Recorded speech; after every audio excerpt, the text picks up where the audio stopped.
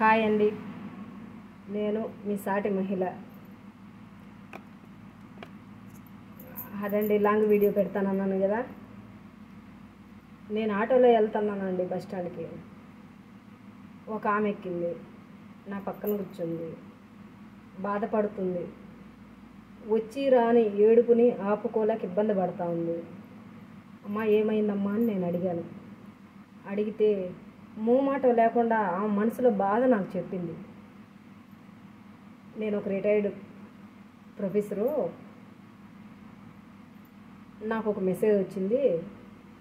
ఆ మెసేజ్ నేను పూర్తిగా చూసుకోకుండా లింక్ మీద నొక్కేశాను.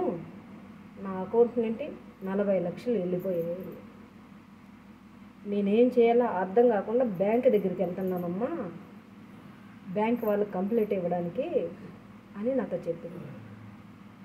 ఒక రిటైర్డ్ అయిన ప్రొఫెసర్కే అలాంటి సమస్య ఎదురయ్యిందంటే మన లాంటి సామాన్యుల పరిస్థితి ఏంటండి?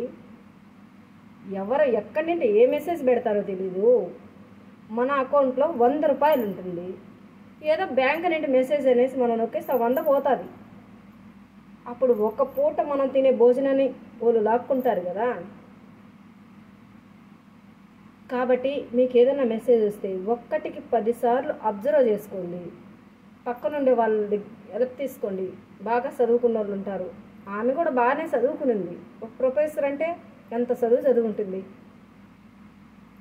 బాగా చదువుకున్న వాళ్ళ దగ్గర ఒకటికి 10 సార్లు మీరు చదివించుకొని వాళ్ళు ఓకే అంటే అందరూ మోసం చేస్తారని కాదు కదా. మనకు నమ్మకమైన వాళ్ళ దగ్గరే చూపించాలండి. ఫోన్లు ఇప్పుడు ప్రతి ఒక్కరు టచ్ ఫోన్లు వాడుతున్నారు. చదువు వచ్చిన వాళ్ళు కానీ చదువు రాని వాళ్ళు కానీ టచ్ ఫోన్లలో మెసేజ్లు ఈజీగా తెలుసుకోగలుగుతాం. మీరు కూడా అలాగే తెలుసుకొని మీ చుట్టుపక్కల వాళ్ళలో కానీ ఇలాంటి మెసేజ్లు అందివ్వండి, చెప్పండి. మీకు ఈ మెసేజ్ల ద్వారా ఏదైనా మోసకపోకండి, ఇబ్బందులు పడద్దండి. చూడండి, మీ ఇంట్లో మీ పిల్లల కోసం పెళ్ళిళ్ళ కోసం పెట్టుకొని ఉంటారు అకౌంట్లో డబ్బులు. ఇలాంటి లింకులు మీరు నొక్కారంటే పోతాయి. అప్పుడు ఏం చేస్తారు? ఒక 5 దగ్గర అప్పు చేస్తారు. ఆ అప్పు కట్టలేక ఎన్ని తిప్పలు పడతారు, ఎన్ని కష్టాలు పడతారు. అప్పిచ్చినోడు గుమ్మని ఉంటాడా? ఈదులోకి లాగి మరీ కొడతాడు. కాబట్టి మనం దాపెట్టుకునే డబ్బులు, మనం కష్టపడుకున్న డబ్బుల్ని మనమే కాపాడుకోవాలా. కాపాడుకునేలా భద్రతలు మనకుండాలా, ఆలోచన విధానం మనకుండాలా. మీరు జాగ్రత్తగా ఉండండి. మీ డబ్బులు జాగ్రత్త దాచుకోండి. మీ పిల్లల్ని బాగా చూసుకోండి. మీ ఇంట్లో ఆడపిల్లలు ఉంటే ఇంకా జాగ్రత్త పడండి. ఎందుకంటే ఆడపిల్లలు కదా, కోరి కనుక్కుంటాం కదా, జాగ్రత్తగా ఉండండి. వాళ్ళ పెళ్ళిళ్ళ కోసమే కదా డబ్బులు దాచుకుంటాం, వాళ్ళ అవసరాల కోసమే కదా డబ్బులు దాచుకుంటాం. కాబట్టి మీరు జాగ్రత్తగా, మీ పిల్లలు జాగ్రత్తగా ఉండండి. ఇదే నేను మీకు చెప్పాలనుకున్నాను వీడియో ద్వారా.